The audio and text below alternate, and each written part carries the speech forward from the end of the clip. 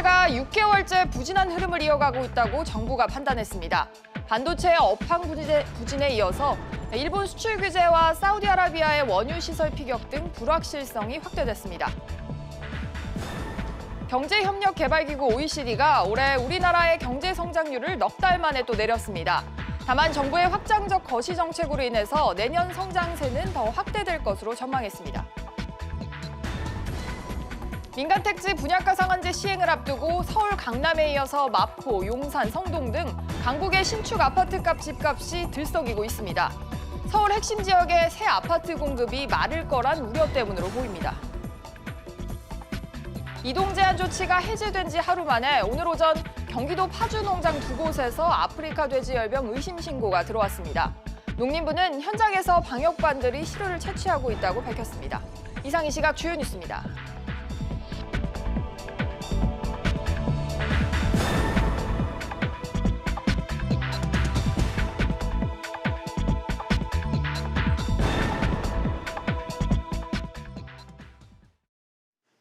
시청자 여러분 안녕하십니까? 백브리핑 시시각각 시작합니다. 정부가 우리 경제에 대해서 6개월 연속으로 부진한 상황이라고 판단을 했습니다. 또 최근 발생한 사우디의 원유 시설 피격으로 앞으로 글로벌 불확실성도 확대되고 있다고 분석을 했는데요. 취재기자 연결해서 알아보겠습니다. 신윤철 기자. 네, 신윤철입니다. 네, 정부가 반년 동안 우리 경제가 이제 부진하다라고 지속적으로 판단을 해왔는데 이렇게 오랫동안 부진하다고 진단을 한 적이 있었습니까? 네, 이번이 역대 최장 기간입니다. 기획재정부는 9월 최근 경제 동향 그린북을 통해 우리 경제가 지난 4월부터 부진 흐름을 이어왔다고 진단했습니다. 이는 그린북 발간 이후 최장기 기록인데 4월에서 5월에는 광공업 생산과 설비 투자 등 주요 수출 지표가 부진했고 6월 이후로는 수출과 투자가 부진한 걸로 조사됐는데요. 수출은 세계 경제 둔화와 반도체 업황 부진으로 1년 전보다 13.6% 줄며 9개월째 감소세이며 2분기 설비 투자는 지난해보다 7% 감소, 건설 투자도 같은 기간 3.5% 줄었습니다. 소비자 심리지수도 92.5로 한 달 전보다 3.4포인트 떨어졌는데 이는 2년 7개월 만에 최저치입니다. 정부는 최근 경기 북부 지역에서 발생한 아프리카 돼지열병에 따른 돼지고기 가격 여파와 관련해서 물량 부족 우려 등으로 수요가 급증해 도매가가 급등했지만 소매가 영향은 미미하다며 축산물 가격 불안이 발생하지 않도록 대응하겠다고 밝혔습니다. 네, 또 국내적인 요소뿐만 아니라 대외적인 불확실성 요소도 악재로 작용하고 있다고 말을 했죠. 네, 정부는 글로벌 제조업 경기 등이 여전히 좋지 않은 가운데 일본의 수출 규제 조치와 미중 무역 갈등 같은 대외적인 요인 이외에도 최근 사우디 원유 시설 피격에 따른 지정 확정 리스크가 부각돼 불확실성이 확대됐다고 분석했습니다. 이에 대한 대응으로 정부는 일본의 수출 규제 등으로 발생할 수 있는 리스크 관리에 만전을 다하고 재정 집행을 가속화하겠다며 하반기 경제활력 보강 추가 대책을 추진해 투자와 내수, 수출 활성화를 뒷받침하겠다고 밝혔습니다. SBS CNBC 신윤철입니다. 다음은 미중 간 무역 협상 소식입니다. 다음 달 열릴 미중 고위급 무역 협상을 앞두고 오늘부터 이틀간 양국 간 실무자들 간 협상이 진행됩니다.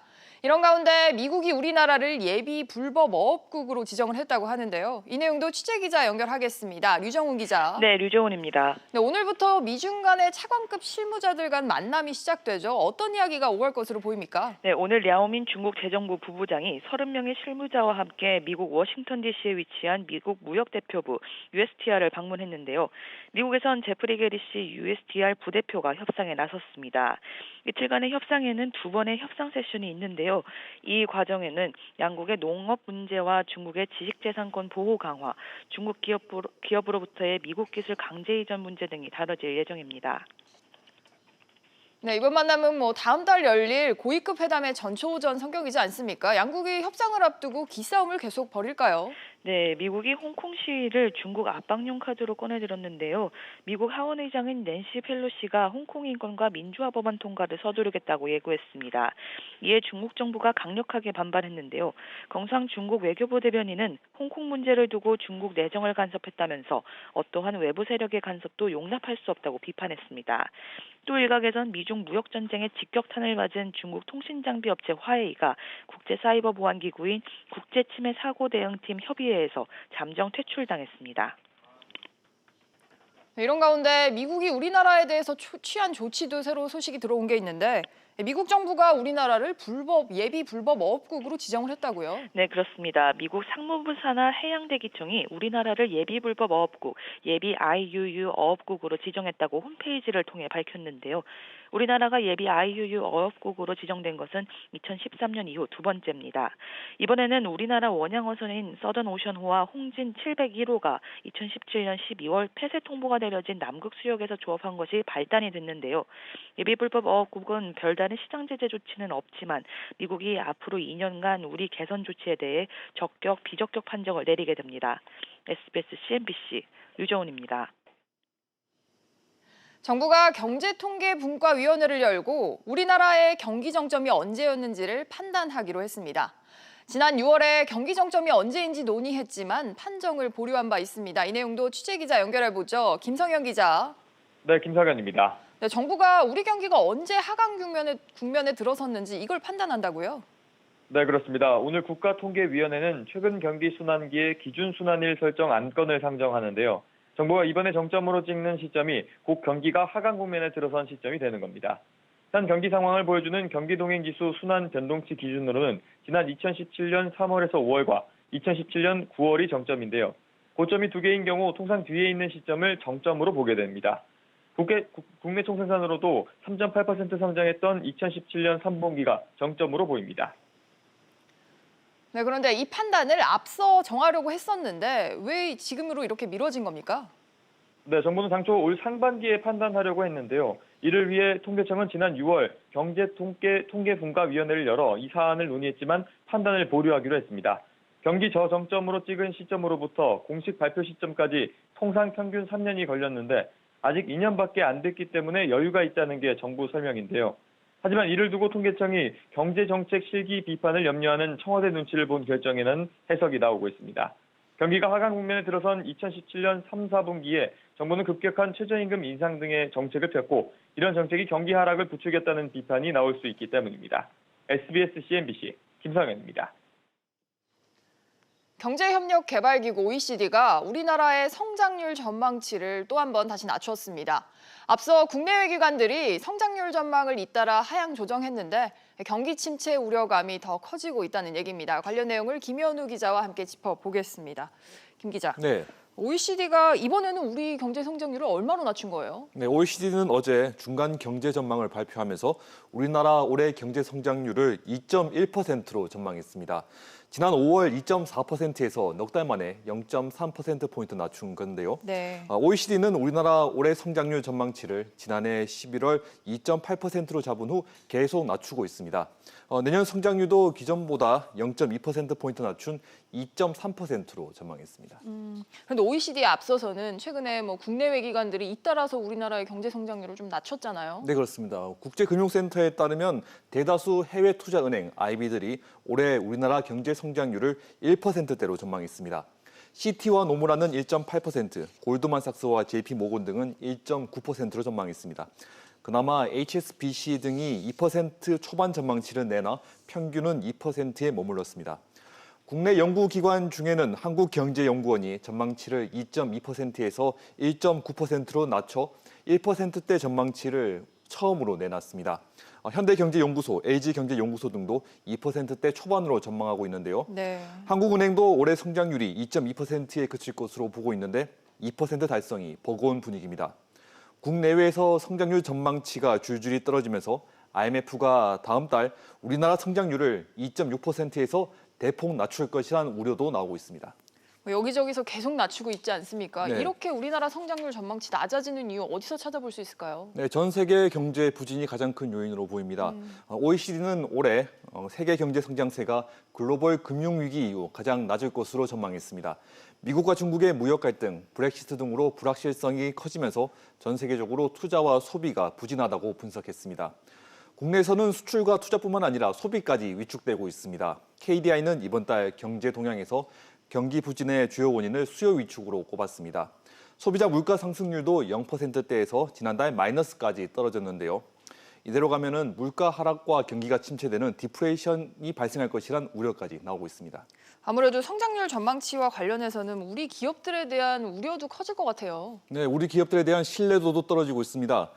국제 신용평가사 무디스는 어제 삼성증권의 신용 등급을 BAA에서 BAA2로 낮췄습니다. 반도체와 정유, 석유화학도 부진하면서 다른 기업들의 신용 등급도 강등될 위기입니다. 네. 무디스는 상반기에 전반적으로 업황이 악화됐다며 27개 주요 기업 중 19개 기업의 상반기 영업 실적이 신용도에 부정적이라고 평가했습니다. 앞으로 1년 동안 우리 기업의 신용도는 더 낮아질 것이라고 덧붙였습니다. 최근에 여러 기업들이 희망퇴직도 받고 감원 칼바람이 불고 있는데 아무래도 이런 맥락에서 살펴봐야겠죠. 네, 그렇습니다. LG 디스플레이가 다음 주부터 희망퇴직 접수를 받습니다. 네. 정확한 규모는 알려지지 않았지만 전체 직원의 20%, 약 5천 명 정도의 규모가 될 것이라는 전망이 나오고 있습니다. 중국발 과잉 공급으로 가격이 급락한 LCD 생산을 줄이면서 인력 수요가 줄었기 때문입니다. 또 생산 물량이 줄어든 르노 삼성차도 희망퇴직 신청을 받고 있고 10분기 연속 적자를 낸 쌍용차는 신규 채용을 중단하고 순환휴직을 시행하기로 했습니다. 네, 김 기자 잘 들었습니다.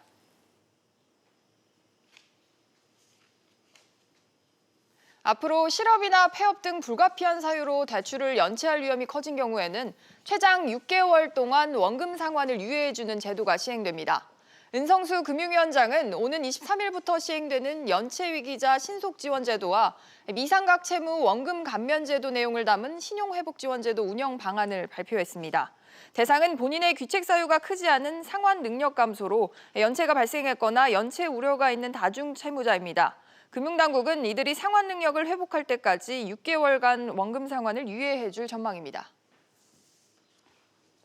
홍남기 경제부총리 겸 기획재정부 장관이 세계무역기구 WTO에서의 개발도상국 지위 포기에 대해서 근본적인 고민이 필요한 시점이라고 밝혔습니다. 이 내용 취재기자 연결하겠습니다. 정인아 기자. 네, 정인아입니다. 네, 지금 우리나라에서는 이 WTO 내에서 농업 분야에 한해서만 개도국 지위를 유지하고 있죠. 이 지위를 포기하겠느냐에 대한 논의가 오늘 있었다고요?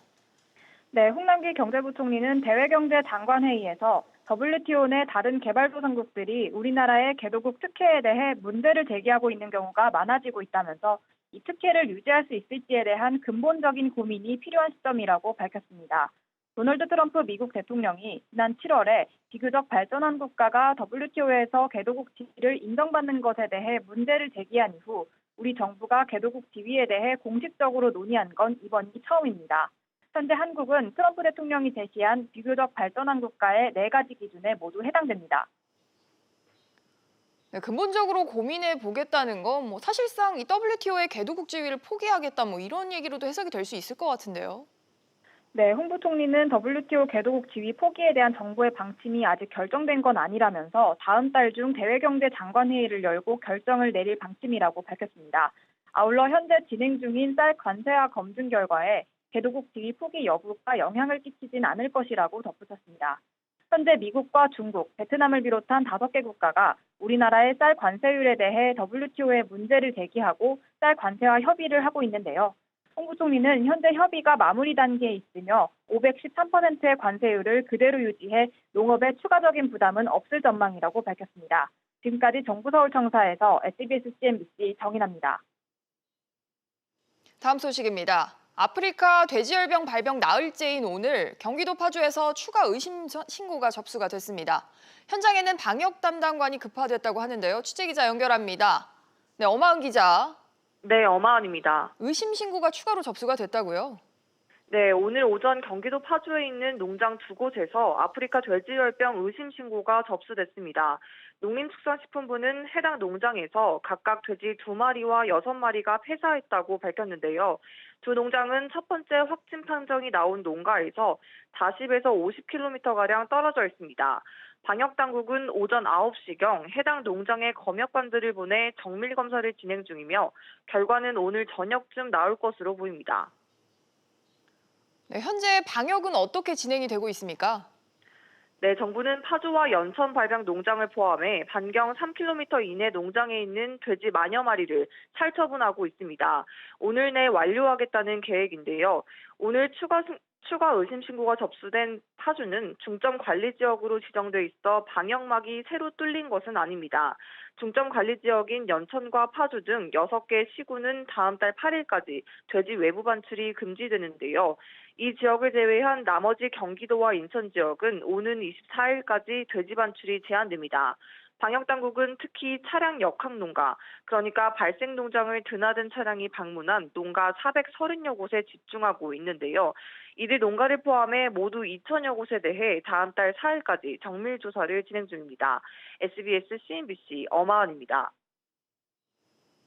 민간 택지 분양가 상한제와 또 정부의 추가 규제 가능성에도 불구하고 서울 아파트값 상승세가 꺾일 줄 모르고 오름세입니다. 왜 그런 건지 취재기자 연결해서 알아보겠습니다. 김한진 기자. 네, 김한진입니다. 서울 집값이 이번 주에도 올랐다고요? 네, 한국감정원에 따르면 이번 주 서울 아파트값은 0.03% 올라 12주 연속 상승세를 이어갔습니다. 서울뿐만 아니라 인천과 경기 지역도 각각 0.07%와 0.04% 오르는 등 전반적인 상승세를 보이면서 지난해 11월부터 꾸준히 떨어졌던 전국 아파트값은 10달 만에 하락을 멈췄습니다. 김 기자, 정부가 분양가 상한제 카드를 꺼내 들었는데요. 그럼에도 불구하고 집값이 계속 오르는 거 어디서 이유를 찾아봐야 될까요? 상한제 적용으로 사업성에 타격을 입을 수 있는 재건축 시장이 주춤하면서 공급이 줄 것이라는 시장 심리가 영향을 미친 것으로 풀이됩니다. 재건축 투자 수요가 지은 지 얼마 안 된 새 아파트로 쏠리는 일종의 풍선 효과가 나타나고 있는 건데요. 실제로 그동안 꾸준히 오르던 서울 재건축 아파트 값은 꺾이는 추세입니다. 서울 강남권의 대표적 재건축 단지인 대치동 음마아파트의 경우 지난 6월 전용 면적 76제곱미터가 18억 원에 거래됐지만 지난달에는 17억 원대로 떨어졌습니다. 반면 지은 지 5년 안팎인 새 아파트는 희소성이 부각되고 있는데요. 특히 마포와 용산, 성동구의 신축 아파트 값은 강남 3구의 재건축 추진단지를 바짝 뒤쫓고 있습니다. 마포구 아현동 레미안 푸르지오의 경우 지난 4월 13억 원대에서 거래된 전용 면적 84제곱미터의 최근 호가가 16억 원대까지 오르면서 비슷한 면적의 강남 재건축 아파트 가격만큼 올라왔습니다. 이들 신축 아파트의 가격 상승폭이 재건축 하락폭을 상쇄하면서 결과적으로 서울 집값을 끌어올리고 있다는 분석입니다. SBS CNBC 김한진입니다. 서울시가 역세권 청년주택 입주자를 처음으로 모집한 결과 최고 140대 1의 경쟁률을 기록했습니다. 서울시에 따르면 지난 17일부터 19일까지 지하철 강변역과 또 충정로역 인근에 역세권 청년주택 총 583실의 입주자를 모집한 결과 강변역은 57대 1, 충정로역은 18대 1의 경쟁률을 기록했습니다. 특히 84개 실을 모집한 강변역의 경우 공공임대주택 18실 모집에 2,519명이 몰리면서 경쟁률이 140대 1까지 치솟았습니다. 한국GM노조가 또다시 파업에 들어갑니다. 노사가 한 달여 만에 임금 협상 교섭을 재개했지만 접점을 찾지 못했는데요. 노조가 투쟁 수위를 더 높일 방침이라서 갈등이 격화될 것으로 보입니다. 취재기자 연결하겠습니다. 윤지혜 기자. 네, 윤지혜입니다. 노조가 언제부터 파업에 들어갑니까? 네, 오늘부터인데요. 한국GM 지부 노조는 오늘부터 오는 27일까지 부분 파업에 들어간다고 밝혔습니다. 24일까지는 전 후반주로 나눠서 4시간씩 부분 파업을 벌이고 이후부터는 6시간 부분 파업을 진행할 예정입니다. 파업 참여 조합원은 8천여 명으로 추산이 되고 있습니다. 한국GM 노조는 어제 9차 임금 협상 교섭에서 기본급 인상과 성과급 지급, 그리고 인천 부평 2공장의 발전 계획 제시 등을 요구했지만 사측은 수용하지 않았다고 밝혔습니다. 한국GM 노조는 추석 전에도 사흘간 전면 파업을 벌인 바 있습니다. 그런데 노조가 파업뿐만 아니라 다른 방식의 투쟁도 벌인다고요? 네, 노조가 자사 브랜드 수입 차량을 불매 운동을 하는 방안을 추진합니다. 미국 제너럴모터스에서 수입하는 쉐보레 차량이 대상인데요. 최근 출시된 대형 스포츠 유틸리티 차량 트래버스와 픽업 트럭 콜로라도가 해당됩니다. 한국GM 노조는 이들 차량을 미국에서 수입해 자사 브랜드로 판매하기 때문에 회사에는 도움이 안 된다면서 국내 생산으로 바꿔야 한다는 주장입니다. 다만 아직 결정된 것은 아니고 임금 협상이 최종 결렬될 경우 신차 불매 운동을 단행하겠다는 입장입니다. SBS CNBC 윤지혜입니다. 현대자동차의 미국 판매량이 13개월 연속으로 늘어나고 있습니다. 하지만 중국과 인도 시장에서 판매량이 떨어지면서 고민이 깊어지고 있다고 하는데요. 취재기자 연결해 보겠습니다. 정지환 기자. 네, 정주환입니다. 현대차의 중국과 인도 시장 판매량 얼마나 줄었습니까? 예, 현대차의 중국 합작법인 베이징 현대는 지난달 판매량이 5만 7천 대가량으로 지난해 8월 판매량 7만 1천여 대보다 20% 줄어들었습니다. 1월부터 8월까지 누적 판매량으로 봐도 판매량은 22% 감소한 수준입니다. 인도 시장에선 지난달 3만 8천 대의 자동차를 팔아 지난해 8월에 비해 17%나 감소했습니다. 네, 중국과 인도가 또 우리가 주목하는 신흥 시장이기도 한데 이렇게 판매량이 줄어든 이유는 뭘까요? 예, 중국과 인도 모두 전체 자동차 판매량이 크게 줄어들고 있기 때문입니다. 중국 시장의 경우 미중 무역 전쟁으로 자동차 시장이 위축되는 것으로 분석됩니다. 중국의 지난달 자동차 판매량은 1년 전과 비교해 8% 감소했습니다. 인도에선 금리 인상 등의 여파로 신차 판매량이 13개월 연속 하락해 올 상반기 시장이 10% 이상 줄어들었습니다. 현대차의 상반기 인도 판매량은 5.6%가 줄어 오히려 선방을 한 것이 아니냐는 분석도 나옵니다. 그렇군요. 현대차는 지금 어떻게 대응을 하고 있습니까? 현대차는 중국 공장 일부의 가동을 중단하는 등 구조조정을 진행하는 한편 새로운 시장 개척에도 힘을 쏟고 있습니다. 업계에 따르면 현대차는 인도네시아 현지에 전기차 공장 설립을 검토하고 있는 것으로 알려졌습니다. 또한 동남아시아의 그랩, 인도의 올라, 호주의 카넥스트 도어 등 차량 공유 서비스에도 잇따라 투자하며 새로운 시장 선점에 나서고 있습니다. SBS CNBC 정주환입니다.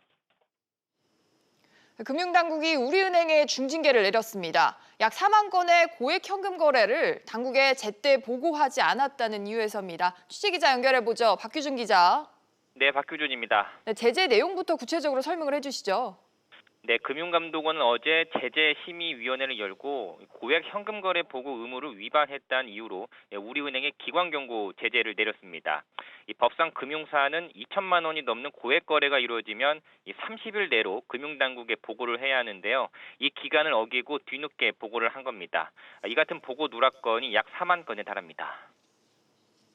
4만 건이면 상당한데 양이 기관 경고면 어떤 불이익을 받게 됩니까? 네, 기관 경고를 받으면 이 대주주 적격성의 결격 사유가 발생해서 자회사 인수가 힘들어지고요. 1년 동안 새로운 사업에 진출하는 것도 금지됩니다.